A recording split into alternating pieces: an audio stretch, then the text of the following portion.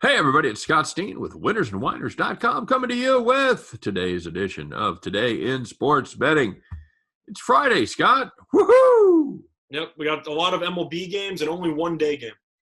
Unlike last week where we had about, 8 games or something ridiculous, it was silly. Yep, felt that way during the day. It was a tad silly. So let's take a look and see what we got cooked up here for today. There's some interesting matchups, Scott.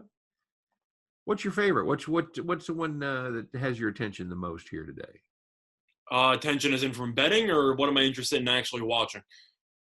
Yeah, the one that you mentioned in rehearsal. Oh, the one I mentioned in rehearsal. Oh, well, how about the Giants-Marlins game? So glad we put extra time into this show. Yep. Really pays off, those dress rehearsals. How about the Giants, Scott? Any interest in that game? They've actually played pretty well. I actually like the Giants in that spot. You look at the Marlins, they played well over the week. I can't even say the weekend, but over the past week against Atlanta. Oh. Should have probably won yesterday. Oh. Dagger through the heart. Dagger. First Fat Panda hits a 3-run homer on Oppo. Come on. If you couldn't tell, Scott had the Marlins on a premium. But I did yeah, they played well. Marlins, though, at home, only 1-5. The team really has not played well at their home stadium. Meanwhile, the Giants have really played well, and this team is 8-4. You look at DeSclafani, sub-1 ERA. He's been absolutely insane. And the Giants, there's one thing they're really good at, is not giving up runs. There's one thing the Marlins are usually pretty bad at, it's scoring. Now, against Atlanta, they were pretty good at scoring. I'll give them credit for that. But at home, this team has been so bad at generating runs. So looking at this matchup, you have the Marlins who are using a guy making his season debut. So I'm not exactly thrilled by that spot. But Giants in the under, that's kind of how I'm looking at it. You got a number on that? What do you got the total at, buddy? So looking at the total, let me see what I can get here. I got 8.5. I got it in front of me. Sorry. Yeah, but I was going to say I'm pretty sure it was 8.5, which I think is way too high for any Giants game. Certainly seems that way. Now, you believe? Are you sold on DeSclafani? It's a combo of him looking good so far and the Marlins, for the most part, being awful at home when it comes to scoring runs. I mean, because a lot of people. It's the home ballpark. Nobody ever scores in that place. Well, that is true. But a lot of people have gone broke thinking they've got something figured out after they've seen a pitcher make 2 starts. It's not a matter of that. It's just looking at, I trust DeSclafani more than the unknown commodity the Marlins have thrown out there. Okay. Well, that's legit. Like, he was facing off against Alcantara, I wouldn't feel the same way, but he's not. He's facing off against a guy making a season debut. Who is it? He's facing off against, why am I drawing a blank on his name?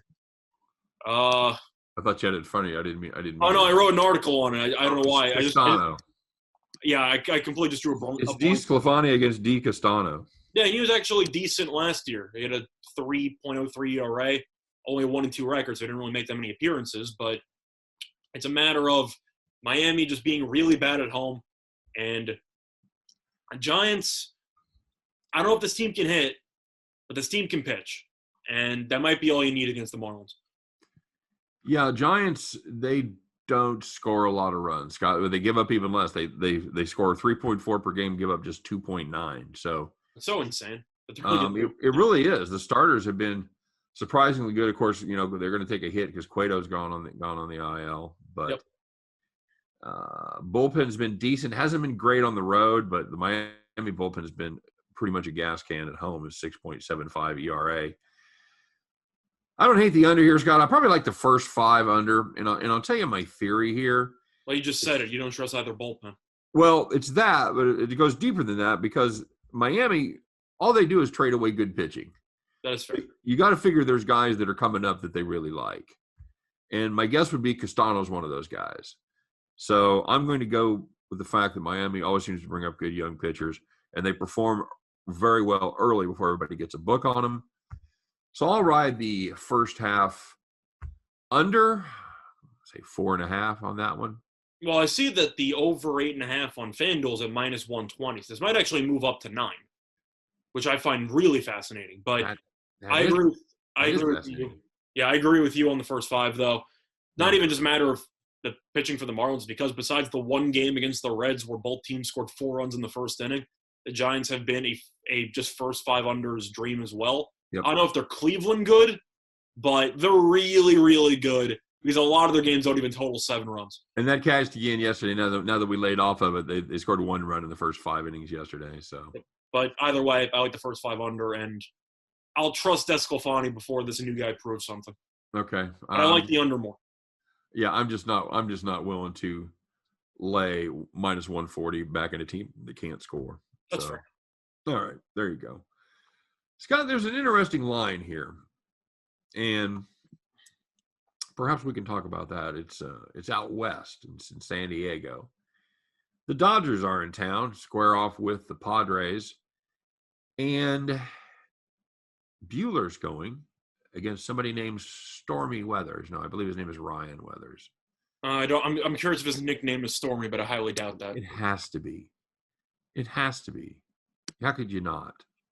Potential lawsuit, but besides that, yeah, sure, go for it. Although, the Buehlers were able to grab the reins and not name their kid Ferris, so I am impressed about that. That is fair. So, and I would have extra bonus credit if the Weathers would have named their kid Carl. It depends if they're big Rocky fans. If you're not aware of that joke, by the way, Carl Weathers is the guy who played Apollo Creed. Apollo Creed, that's right, absolutely correct. So Scott, Buehler minus 150 right here up against Stormy Weathers. I think that sounds like a light price, my friend. I think it does too. Now, the injury news we talked about before we went on air is a little bit up in the air because you don't know if the Dodgers, who benched a lot of guys yesterday because they were playing the Rockies or because they wanted to give them a day off. An NBA game broke out. An NBA game broke out, and they played really no outfielders that you really were expecting to see. Right. I forgot who didn't play. I know Betts didn't play. Of course, Bellinger's on the IL. Who else didn't play yesterday? I think Lux. I know Seager didn't play. Seager didn't play. Lux sat out. I think he pinch ran. Either way, though, the point is they benched a lot of their best players. But yeah, it's not good. It was quite a lineup, and I guess it says more.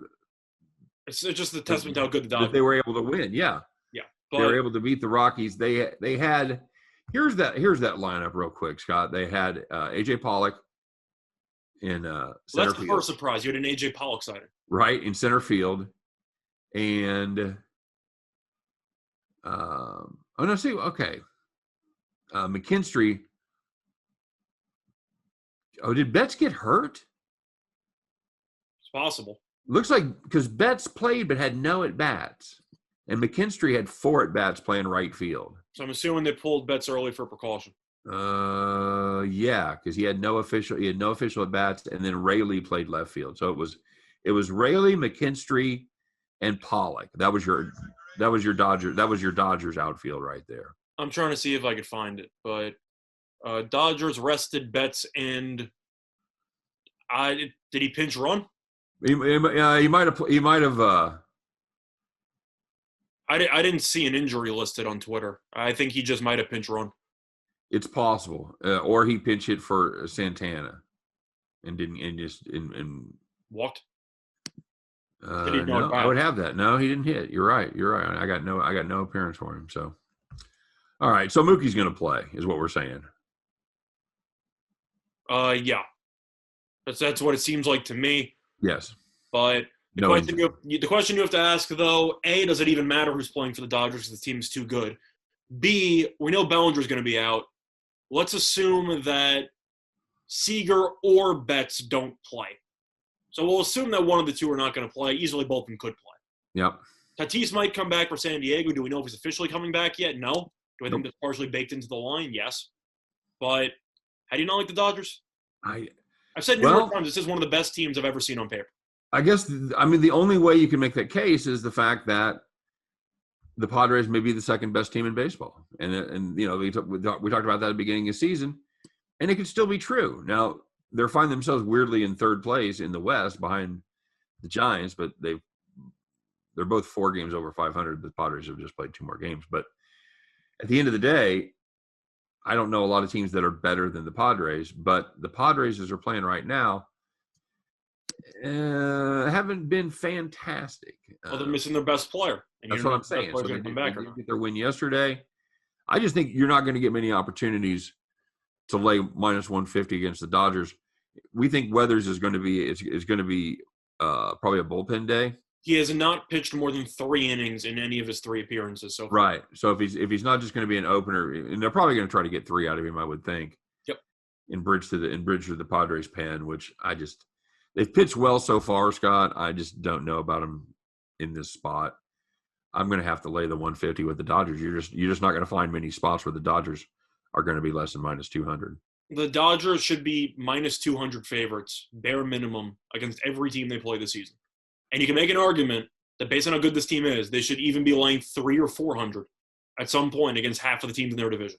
Well, what you're saying, if you're minus 200, it says if the Dodgers play the Padres, they're going to win 2 out of 3. That sounds about right to me. Every time. You can't argue with that.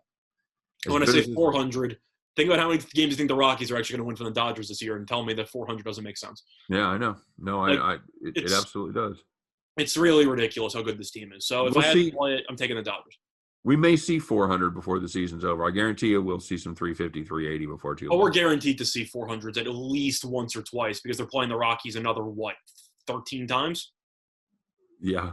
You're going to see it at some point. Yeah, wait till the Rockies have their sale. Oh, boy. When they trade Story and Blackman, everyone gets the deadline. Yeah. Oh, God. Yeah. Not to mention if the Dodgers are also going to play against, the Pirates at some point in the season, you got to go through all the really bad teams that play the Rangers at some point. If that's the case, it's going to be really, really – it's going to be a bloodbath. But Dodgers are so good. Yep. There hasn't even been a World Series hangover. They're just 11-2. They're just too good. They're too good. You're absolutely right. All right, my friend, anything else grab your attention before we go? Well, I don't know what the line's going to be, and I know that the Mets can never score when DeGrom pitches. They're against Chichi Gonzalez. Can the Mets at least score 4 runs in a start and just, try to get DeGrom a win? Can you try to do it? In Colorado, yes. You would think they could. Please, for the sake of the Mets, for DeGrom's sanity before he has to go into therapy, can you please score at least 4 runs for the guy? I'll tell you why I didn't pick that game, Scott. It's going to be funky weather. Funky weather is in wind, or are you talking about? No, it's snow. My son's in Denver right now, and he's been sending me pictures of the April snowstorm in Denver, which is certainly a thing. That's a seasonal thing. Yeah, the season that's if it's not June, July, or August, you could see some snow in Denver. Same with Wisconsin. Not to the same degree, but I saw snow pretty. I'm sure you saw a lot of April snow. I don't doubt that one bit. Yeah. So this is going to be a funkadelic weather thing. The wind is blowing, by the way. So we'll see if they can get it in. It should be just periodic tomorrow, but it's going to be cold. It's going to be just an awful day. I don't want any part of it. I'm curious to see what the total is. There's no line, so no, I know there isn't. That's why I said I'm curious to see what it will be. I'm saying there's no line for DeGrom either, so I can't even tell you how much he's even laying at this point. But what do you think he should be laying at this point? 220? Yes, it has to be. I mean, although the thing is, Mets can't win with when he pitches. Did they bake that in there? I don't think you can. That weird aberration. Scott, we were going to talk about it on the radio show, and we ran out of time today. But if I remember that stat right, aren't the Mets are 6 under? They're 6 under in his last starts for the last 3 years. And DeGrom started over the last 3 years, right? That's just I don't know if that's one of the most amazing stats I've ever heard, but it's close. It's a borderline 30 for 30 documentary. It's almost impossible. You wouldn't believe it unless somebody told you about it. No, and obviously a very, very reliable sports like us. I think it's baked in? No, because you look at the pitching matchup, and DeGrom's guaranteed to basically go 7 innings, 1 run, and the Rockies can't pitch. So I hope for the Mets' sake that they can actually win this game for DeGrom, but it might not even be. What would you lay this to? With the Rockies, though, they're awful. Yeah. Probably 250. I can't say no. DeGrom is just so damn good. I can't overlook it. Chichi Gonzalez, you can argue, shouldn't be in the league. So you don't believe the jinx thing at all? You don't believe that they can't score runs for him? I do believe it. I just think if there's one person to break the jinx, it's probably Chichi Gonzalez. This will be that game, Scott, when we go through DeGrom's, when we're talking about DeGrom in August, and we're going, remember DeGrom is 8-10, but he's only given up more than 2 runs one time. And I don't have the exact numbers of how many starts he's made in those 3 years. Over under 4.5 times the Mets scored at least 5 runs. Yeah, that would be interesting. That's what I'm saying. This is going to be the time where you go, remember the Mets only averaged 2.1 runs per start for Jake DeGrom, and that includes putting up 12 against Colorado. Yeah. So it'll be the outlier. I could see that, If there was another pitcher like John Gray, maybe I'd looking at Colorado because there's no one like John Gray, Scott. He's been decent.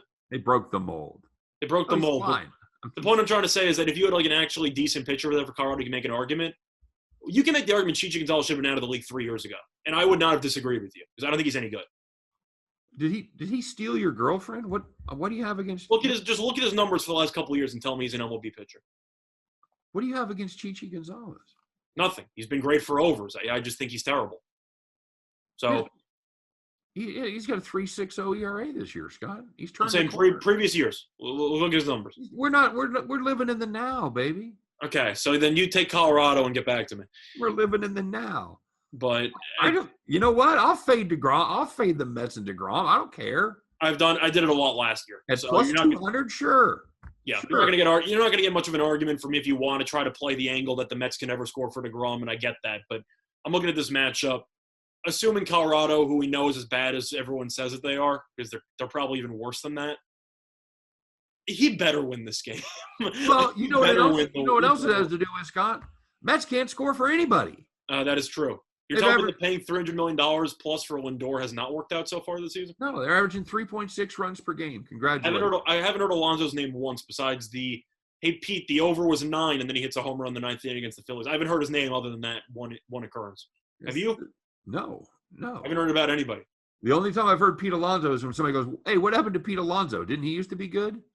Yeah, so I've heard of him then. One Mets guy who actually I think is doing well this year is Brandon Nimmo. Other than that, I don't really think anybody else has done anything. I think Dom Smith maybe occasionally, but really has been a disappointing year for the Mets so far. I will stand tall into the face of this blizzard in Colorado, into the snow and the wind. Give me the Colorado Rockies against Jake DeGrom. I'm not afraid of Jake DeGrom. That's fair. He made 2 starts in Colorado. He's got a 2.6 ERA. He can be beat. Is that like a career high? Is that like a career high in ERA at 2.6? Like his worst ERA in any ballpark. At 2.6. So we got that going for us. So yeah, something like that. But whatever. If this is 200 or better, give me the Colorado Rockies. I think it'll be somewhere between 200 and 250. Okay, there you go. All right, kids. Well, that's a baseball show for you here on Friday. So I hope everybody had a great week. We're going to finish strong, Scott. You and I are going to take it on home. Of course, don't forget to check out our individual videos. Don't forget to follow us on the Twitters. I am at Steenroller, and he is at Reichel Radio.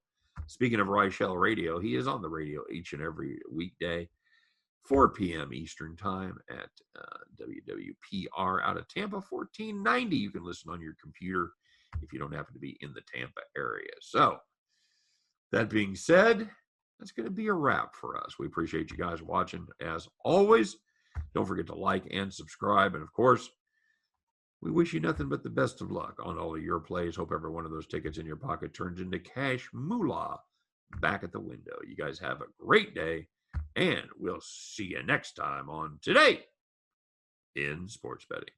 Take care, everybody.